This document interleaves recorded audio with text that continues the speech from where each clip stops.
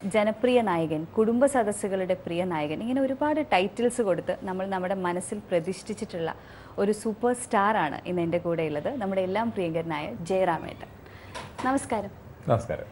അച്ചായൻസിൻ്റെ അച്ചായനായിട്ടാണ് ഇന്ന് വന്നിരിക്കുന്നത്. പിന്നെ ഈ അച്ചായൻസ് എന്ന് പറഞ്ഞ സിനിമയിൽ ഒരു അച്ചായൻ്റെ കഥാപാത്രം തന്നെയാണ് ചെയ്യുന്നത്. അത് തന്നെയാണെന്ന് തോന്നുന്നു ടൈറ്റിലും. അപ്പോൾ എന്താണ് ഈ ഒരു കഥാപാത്രത്തിൽ നിന്ന് ഞങ്ങൾ എന്താണ് എക്സ്പെക്ട് ചെയ്യുന്നത്? മലയാള സിനിമയിൽ അച്ചായൻ എന്ന വാക്ക് പറഞ്ഞാൽ തന്നെ ഷൂട്ടിംഗ് കോട്ടയത്തായിരിക്കണം. ഒരു വലിയ ക്രിസ്ത്യൻ പഴയ തറവാട്, ജുബ്യമുണ്ടായിരിക്കണം വേഷം. വളരെ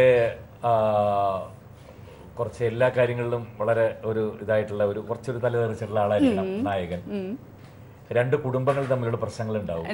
അതെ. അപ്പൻ പഴയ കാലത്ത് കുടിയേറ്റ കർഷകനായിരുന്ന പോയ സ്ഥലത്ത് വകയിലൊരു ഭാര്യയിലൊരു മോനും കൂടി ഉണ്ട്. അയാൾ ഇന്റർവെൽ കഴിഞ്ഞിട്ട് വരും. ഇവര് തമ്മിലുള്ള രണ്ട് കുടുംബക്കാർ തമ്മിലുള്ള പ്രശ്നം, അച്ഛന്റെ പേരുള്ള പഴയ സ്വത്തിന് വേണ്ടിയിട്ടുള്ളത്. നായകന്റെ കുടുംബം അവസാനം വെഞ്ചിയും. നായകന്റെ കുടുംബം വെഞ്ചി. നായകൻ തന്റേടിയായിട്ടുള്ള ഒരാളാണല്ലോ. അതെ അതെ.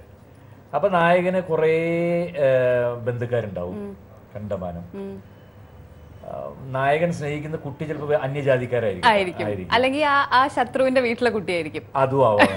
അങ്ങനെ പിന്നെ ഭാഷ നമ്മൾ പറയുന്ന സ്ഥിരം ഭാഷ ആണ്ട് എന്നതാടാവുക. അതെ അതെ. അപ്പോ ഇത്തരം സംഗതികളൊന്നും ഇല്ലാത്തൊരു സിനിമയാണ് അച്ചായൻസ്. അപ്പോൾ പണ്ട് ഈ ക്രിസ്ത്യൻ കഥാപാത്രങ്ങൾ ഞാൻ ഒരുപാട് ചെയ്തിട്ടുള്ളത് സത്യനന്ദിക്കാരൻ്റെ സിനിമയിലാണ്. വീണ്ടും ചില വീട്ടുകാര്യങ്ങൾ, അല്ലെങ്കിൽ മനസ്സിനക്കരെ, എല്ലാത്തിലും. അതെ അതെ. എല്ലാത്തിലും ക്രിസ്ത്യൻ കഥാപാത്രങ്ങൾ കുറേ. ഈ ഗണത്തിൽപ്പെട്ടതല്ല, ഇപ്പൊ ഈ പറഞ്ഞ അച്ചായൻ ഗണത്തിൽപ്പെട്ടതല്ല. ഭാഗ്യദേവത, എല്ലാ സിനിമ. ഇപ്പൊ ഇതിനകത്ത് എന്റെ കഥാപാത്രത്തിന് റോയ്, വീണ്ടും ചില വീട്ടുകാര്യങ്ങളും റോയ് ആയിരുന്നു. അപ്പൊ അന്ന് ഞാൻ ലോഹിദാസിനോട് ചോദിച്ചിട്ടുണ്ട്, ക്രിസ്ത്യൻ കഥാപാത്രമായതുകൊണ്ട് ഭാഷ മറ്റേ ആണ്ടേ വേണ്ടേ വേണ്ട, ഇത് സാധാരണ മനുഷ്യൻ സംസാരിക്കുന്ന മലയാളം അത് മതി, സാധാരണ മലയാളികൾക്ക് മനസ്സിലാവുന്നൊരു. അപ്പോൾ ഈ സിനിമയിൽ ഞാൻ കണ്ണൻ താമരക്കുളത്തിനോട് ചോദിച്ചു, അച്ചായൻ എന്നുള്ള ടൈറ്റിൽ വരുമ്പോൾ ഭാഷയിൽ വേണ്ട, സാധാരണ മനുഷ്യൻ സംസാരിക്കുന്ന മലയാളം. അപ്പോൾ അതും ഈ സിനിമയിൽ സാധാരണ പോലെയുള്ളൂ. പിന്നെ അച്ചായൻസ് എന്ന് എന്താ ഉദ്ദേശിക്കുന്നത് വെച്ചാൽ, ഈ കഥ ഒരു ക്രിസ്ത്യൻ കുടുംബത്തിൽ നടക്കുന്നൊരു കഥയാണ്. അതിലെ ആ കുടുംബത്തിലെ ഏറ്റവും മൂത്തയാളാണ് റോയ്. റോയ്ക്ക് തൊട്ട് താഴെയുള്ള അനിയൻ എന്ന് പറഞ്ഞാൽ ഉണ്ണി ചെയ്തിട്ടുള്ള കഥാപാത്രമാണ്, ഉണ്ണി മുകുന്ദൻ. പിന്നെ രണ്ടുപേരും കൂടി ഞങ്ങളുടെ കൂടെയുണ്ട്, ആദിൽ ഇബ്രാഹിം, സഞ്ജു ഒക്കെ ഞങ്ങളുടെ കുടുംബത്തിലുള്ള ആൾക്കാർ തന്നെയാണ്. ആദിൽ. അപ്പോൾ ഒരു പർട്ടിക്കുലർ ഒരു കാര്യത്തിന് വേണ്ടിയിട്ടുള്ള ഈ അച്ചായൻസിൻ്റെ ഒരു യാത്രയാണ്. അപ്പോൾ ഏട്ടന് വേണ്ടി കാത്തിരുന്നിട്ട് ഏട്ടൻ വന്നിട്ട് ഏട്ടൻ്റെ നേതൃത്വത്തിൽ ഇവരെയും കൊണ്ടൊരു സ്ഥലത്തേക്ക് പോവുകയും ആ യാത്രക്കിടയിൽ സംഭവിക്കുന്ന രസകരമായിട്ടുള്ള ഒരുപാട് കാര്യങ്ങൾ ഇവരുടെ ജീവിതത്തിൽ, അതിനിടയിൽ പെട്ടെന്ന് സംഭവിക്കുന്ന മറ്റൊരു ഇൻസിഡൻറ്റ്, അതിൽ നിന്നും രക്ഷപ്പെട്ടു പോകാൻ പറ്റാതെ കുടുങ്ങി പോകുന്ന അച്ചായന്മാർ, അങ്ങനെ എല്ലാ തരത്തിലും കൊണ്ട് എത്തിക്കുന്ന ഒരു ക്ലീൻ എന്റർടൈനറാണ് അച്ചായൻസ് പറഞ്ഞ സിനിമ. അതാണ് ഇതിന്റെ ശരിക്കും പെട്ടെന്ന് പറയാൻ പറ്റുന്ന സംഗതി. ജയറാമേട്ടൻ ഇപ്പോൾ ഒരുപാട് വർഷമായി ഷോസ് ചെയ്യുന്നുണ്ട്, പ്രാക്ടീസസ് ഉണ്ട്, മൂവി ഷൂട്ട്സ് ഉണ്ട്, എല്ലാം ഉണ്ട്. പക്ഷെ വളരെ പങ്ക്ച്വലാണ്, വളരെ ഡിസിപ്ലിൻഡ് ആണ്. ആ ഡിസിപ്ലിൻ നമുക്ക് ആരും പഠിപ്പിച്ചു തരുന്നില്ല കേട്ടോ, നമുക്ക് ജീവിതത്തിൽ തനിയെ ഉണ്ടാവണം എന്ന് പറയാം.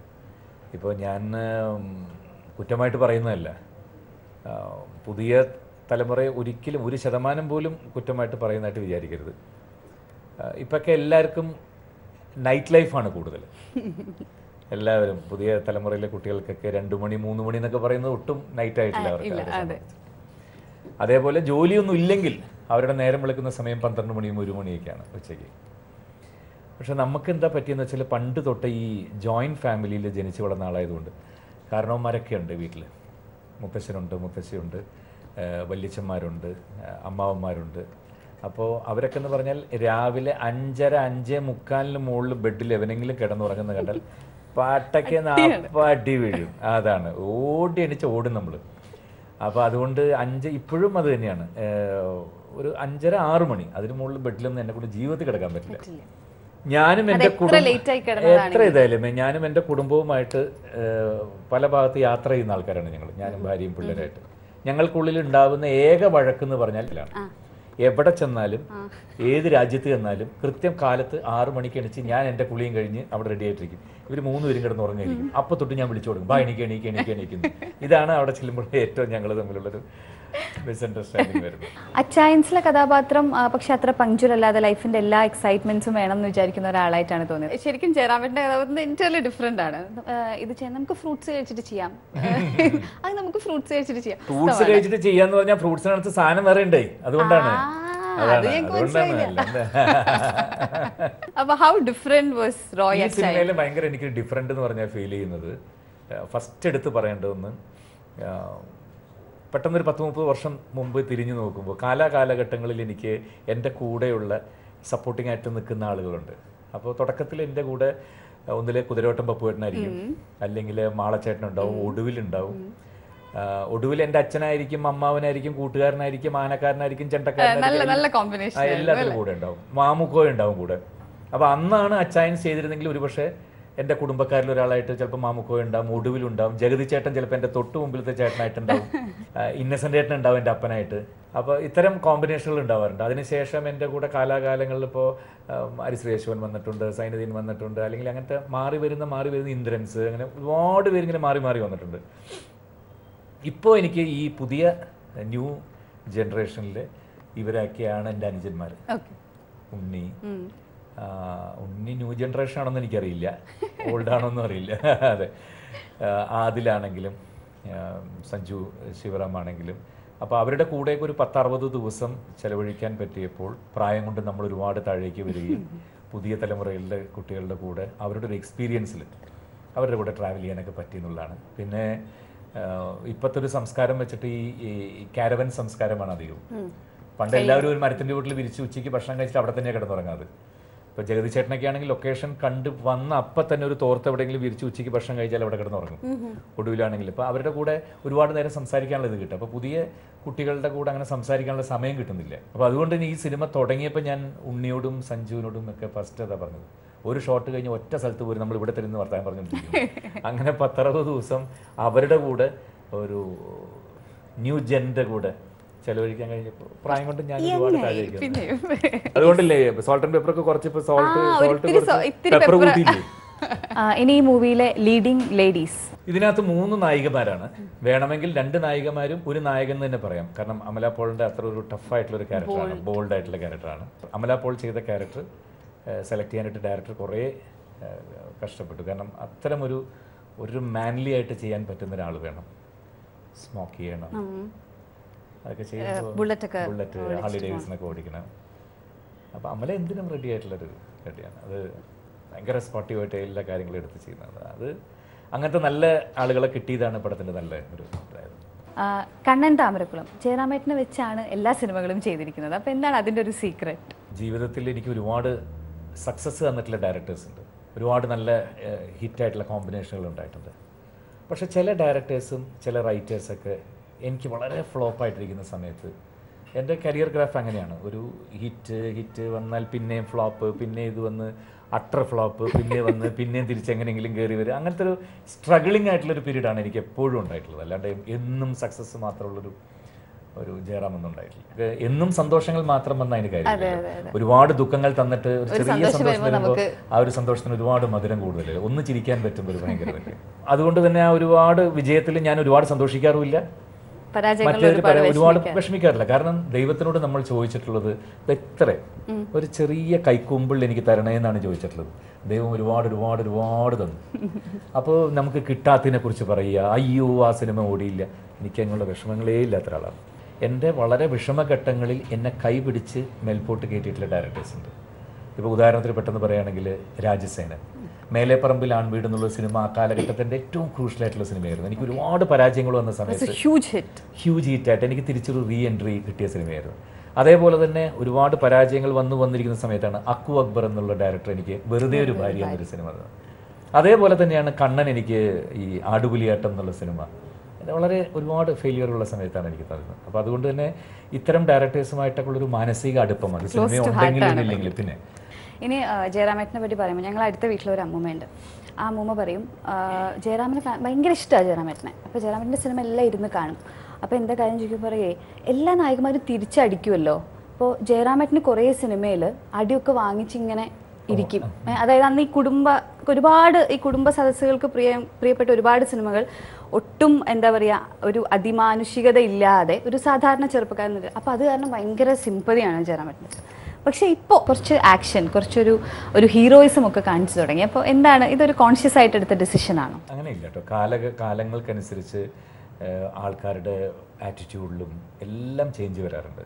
അത്തരം സിനിമകൾ എൻജോയ് ചെയ്തിരുന്ന ഒരു ഫാമിലി ഗ്രൂപ്പ് ഇപ്പോൾ തിയേറ്ററുകളിലില്ല. അവരൊക്കെ ഒരു പ്രായം കഴിഞ്ഞ് ടിവിയുടെ മുമ്പിൽ മാത്രം ഒതുങ്ങി നിൽക്കുന്ന ഒരു കാറ്റഗറി ആൾക്കാരാണ്.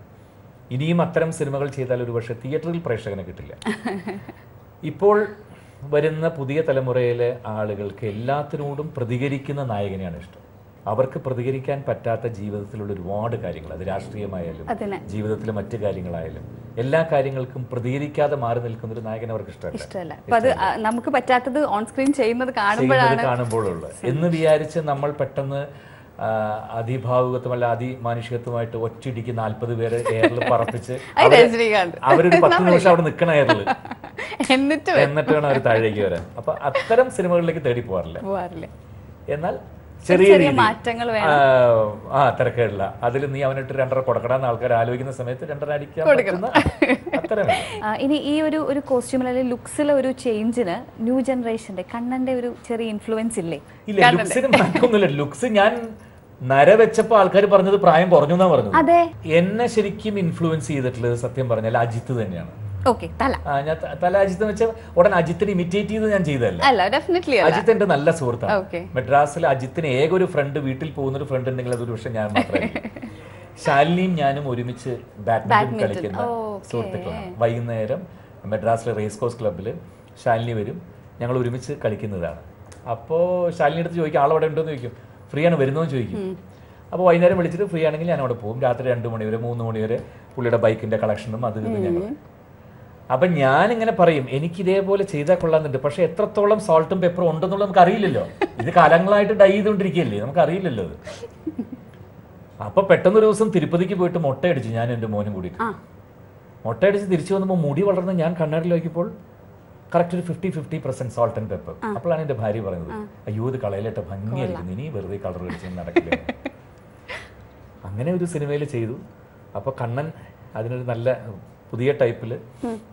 ഇപ്പം നമ്മൾ ഈ സോൾട്ട് ആൻഡ് പെപ്പർ മുടിയുമായിട്ട് അമ്പലത്തിൽ തോർത്തും ഒരു കയ്യിൽ മറ്റേ ഇതും നെയ്തിച്ചോറുമായിട്ട് നട അടയ്ക്കാറായോ ചോദിച്ചാൽ വയസ്സനായി. ഇതല്ലല്ലോ, നല്ല മോഡേൺ ആയിട്ടുള്ള ഡ്രസ് ചെയ്തിട്ടല്ലേ. അപ്പൊ അങ്ങനെയാണ് കണ്ണൻ ഇതിനകത്ത് എനിക്ക് അച്ചായൻസിൽ തന്നിട്ടുള്ളത്. സോ അത് എനിക്ക് നന്നായി. മാത്രമല്ല ഈ ഫസ്റ്റ് ലുക്ക് അച്ചായൻസിന് വന്നപ്പോൾ ഞാൻ ആദ്യം അത് എടുത്തിട്ട് ശാലിനിക്ക് ഞാൻ അയച്ചു കൊടുത്തിട്ട് ഒന്ന് എന്റെ ഭർത്താവിനെ കാണിച്ചിട്ട് എങ്ങനെയുണ്ടെന്ന് പറയാൻ പറയും. അപ്പൊ അത് this is better than me, എന്നേക്കാൾ നന്നായിരിക്കുന്നു. ഇന്ന് ഇവിടെ രാവിലെ ഷൂട്ടിന് വന്നപ്പോൾ ജയറാമേട്ടൻ എനിക്ക് തോന്നുന്നു കണ്ണന്റെ അടുത്ത് സംസാരിച്ചുകൊണ്ടിരിക്കുകയായിരുന്നു. അപ്പോ എനിക്ക് തോന്നിയ ഒരു കാര്യം എന്താണെന്നറിയോ, മക്കള് വളർന്നു എന്നുള്ള കാര്യം ജയറാമേട്ടൻ മറന്നുപോയെന്ന് തോന്നുന്നു. മോനെ ചക്കര ഞാൻ കേട്ടു. അപ്പൊ ശരിക്കും മക്കള് എന്ന് പറയുമ്പോ ഇപ്പോഴും അവര് ചെറിയ കുട്ടികളെ പോലെ തന്നെയാണ്. പിന്നെ അവര് എത്ര വളർന്നാലും ഇങ്ങനെ മാറും. ഒരു ദിവസം ഞാൻ വീട്ടിൽ പോയി കഴിഞ്ഞാൽ എല്ലാരും ഞങ്ങൾ ഒരുമിച്ച് ഒറ്റ ബെഡിലാണ് കിടന്നുറങ്ങാം. അയ്യോ. അപ്പോ ശരിക്കും അതുപോലെ മോന്റെ കാര്യങ്ങളിലും കുറച്ച് ഇൻവോൾവ് ആണെന്ന് തോന്നുന്നു. അപ്പൊ എന്ത് കാര്യം ആലോചിക്കുമ്പോഴാണ്, മോനാണെങ്കിലും മോളാണെങ്കിലും അവരെ നല്ല അവരുടെ ക്യാരക്ടർ ബിൽഡ് ചെയ്ത് വരുന്ന സമയത്ത് ലൈഫിൽ അവർക്ക് ഒരു അമ്മയുടെ സപ്പോർട്ട് നന്നായിട്ട് വേണം. അവരുടെ ക്യാരക്ടർ മാറി വരുന്ന സമയത്ത് ഒരാളോട് ബിഹേവ് ചെയ്യാൻ. ഇപ്പം സിനിമയിലൊക്കെ ശരിക്കും പറഞ്ഞാൽ അഭിനയിക്കൊന്നും വേണ്ട. ഇപ്പം പഴയകാലം ഒന്നും അഭിനയിക്കണ്ട, നന്നായിട്ട് 10 പേരോട് ബിഹേവ് ചെയ്യാൻ പഠിക്കണം, പബ്ലിക്കിനോട് ബിഹേവ് ചെയ്യാൻ പഠിക്കണം. നമ്മളെ പൈസ മുടക്കി എടുക്കുന്ന ഡയറക്ടറായാലും അവരുടെ കൂടെയൊക്കെ ബിഹേവ് ചെയ്യും. അത് എൻ്റെ മോനെ പഠിപ്പിക്കേണ്ടി എനിക്ക് വന്നിട്ടില്ല. അവൻ്റെ കയ്യിൽ നിന്ന് വല്ലതും ഞാൻ ഇങ്ങോട്ട് പഠിക്കണം എന്നുണ്ടെങ്കിൽ അതേപോലെ തന്നെയാണ് എൻ്റെ മോളായാലും. അപ്പോൾ അത്തരം ഇതൊക്കെ താങ്ക്സ് ടു അശ്വതിയാണ് ഞാൻ എപ്പോഴും. ഇനി എനിക്ക് തോന്നുന്നു അശ്വതിയിലേക്ക് വരണം. ഞാൻ ഈ ഇടയ്ക്ക് പാർവതി ചേച്ചിയുടെ ഒരു ഇന്റർവ്യൂ കണ്ടപ്പോൾ ഞങ്ങളൊക്കെ മനസ്സിലെന്ന് പറഞ്ഞാൽ പഴയ പാർവതി ചേച്ചി അപ്പോൾ ഭയങ്കര നാടൻ, ഈ പാവാടയൊക്കെ ഇട്ട് ഒരു ഭയങ്കര നിഷ്കളങ്കമായി, പക്ഷേ ഇൻ്റലക്ച്വലി ഒക്കെ ഒരുപാട് ഡെവലപ്പ് ചെയ്ത ഒരാളാണെന്ന് ഈ ഇടയ്ക്ക് ഒരു ഇന്റർവ്യൂ, ഒരുപാട് പുസ്തകങ്ങൾ വായിക്കും.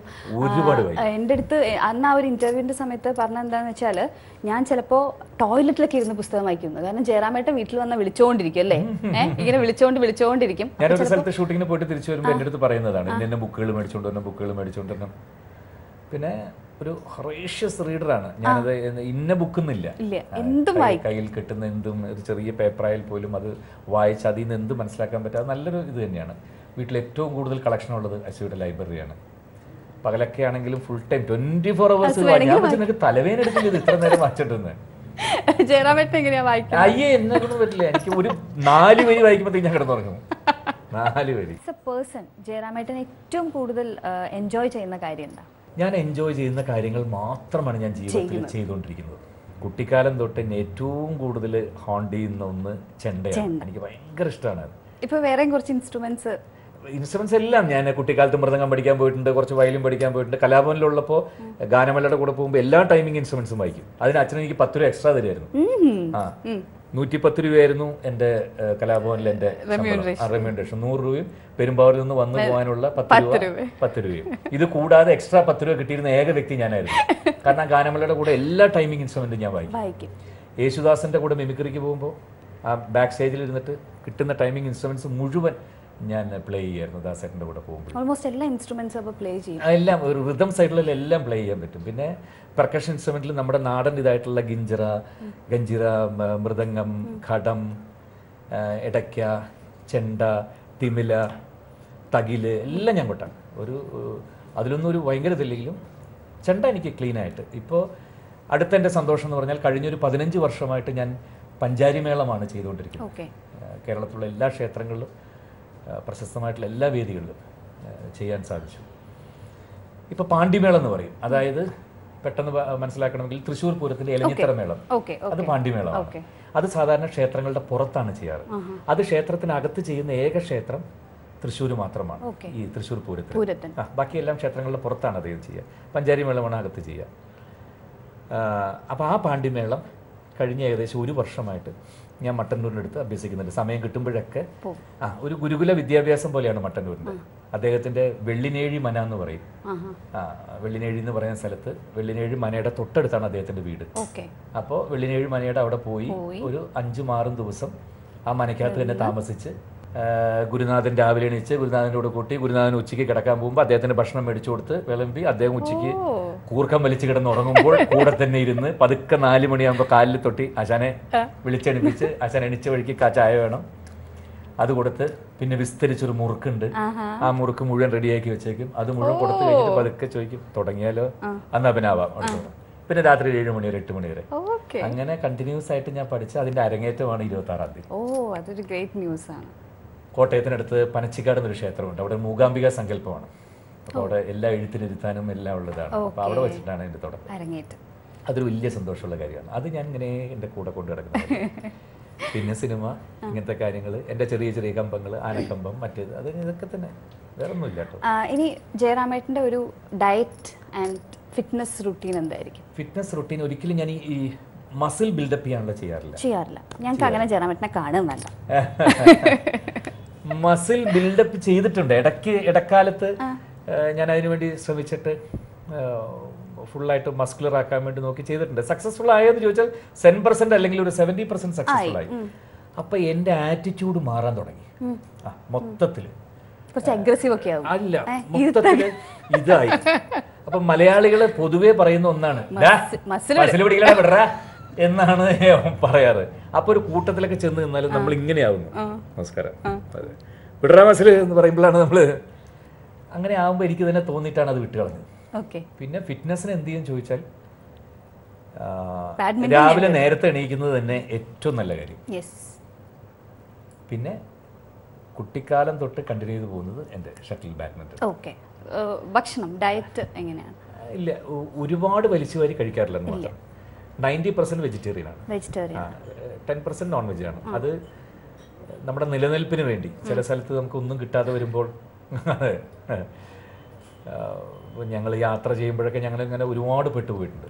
കെനിയയിലും ടാൻസാനിയയിലൊക്കെ കാടിന്റെ നടുക്ക് പോയിട്ട് ഞങ്ങൾ 15 ദിവസം 20 ദിവസമൊക്കെ ടെന്റിനകത്ത് താമസിച്ചിട്ടുണ്ട്. അപ്പോൾ അവിടെയൊക്കെ പോയപ്പോൾ എന്ത് ചെയ്യാൻ പറ്റും? അവിടെ കൊണ്ടുവരുന്ന സീബ്രയുടെ കാലൊക്കെയാണ്. ഒരു ഫുൾ ലെഗ് അങ്ങനെ കൊണ്ടുവന്നിട്ട് അവർ ഈ ഹാഫ് കുക്ക്ഡ് ആയിട്ട് അത് അങ്ങനെ നേരെ കൊണ്ടുപോയി. എൻ്റെ ഭാര്യയൊക്കെ അവിടെ നിന്ന് എണിച്ച്, എൻ്റെ ഭാര്യ 100% വെജിറ്റേറിയൻ ആണ്. വളരെ ഇതായിട്ടായി വല്ലതും കഴിക്കും. എണിച്ച് ഓടിക്കളഞ്ഞു അവിടെ നിന്ന്. എന്ത് ചെയ്യാൻ പറ്റും? കാട്ടിൽ നടക്കല്ലേ.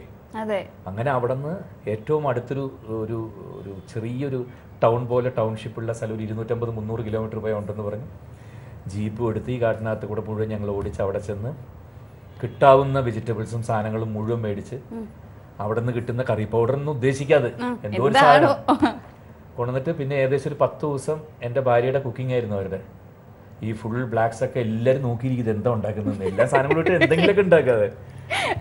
ഇനി തൊട്ട് മുമ്പ് സർവൈവലിന് വേണ്ടി അതെ തൊട്ട് മുമ്പ് പോയ യാത്ര, ഒരുപാട് യാത്ര ചെയ്യുന്ന ആളാണ് ഫാമിലിയും കൊണ്ടെന്ന് പറഞ്ഞു. Ranthambore reserve forest.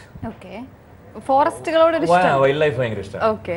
അപ്പോൾ രാജസ്ഥാനിൽ പോയിട്ട് അവിടെ നിന്ന് പിന്നെ ഒരു 2.5-3 മണിക്കൂർ പോയി കഴിഞ്ഞാൽ റാന്തംപൂർ റിസർവ് ഫോറസ്റ്റ്. അപ്പൊ അവിടെയൊക്കെ പോകുമ്പോൾ ശരിക്കും ഇവിടുത്തെ പോലെ അല്ലാതെ നമുക്ക് ഇവിടെ ആകുമ്പോൾ എല്ലാവരും ഇങ്ങനെ സെൽഫി എടുക്കാൻ വരും. അപ്പൊ അങ്ങനെയൊക്കെ അല്ലാതെ ഒന്ന് ജീവിക്കാം, അതും കൂടിയാണോ യാത്രകൾ എന്ന് പറയുമ്പോൾ ഉദ്ദേശിക്കുന്നത്? സെൽഫിക്കാർ വരുന്നല്ലേ സന്തോഷം ആണോ? അയ്യേ അല്ല വന്നില്ലെങ്കിൽ എന്താ പോയില്ലേ നമുക്ക് ആകെ വിഷമായി പോവല്ലേ. പിന്നെ നമ്മളൊരു സ്ഥലത്ത് ചെല്ലുമ്പോൾ ഒരു 10 പേര് ഓടി വരിക, ചേട്ടാ സെൽഫി എടുത്തോണ്ട്, അതൊക്കെയല്ലേ സന്തോഷം.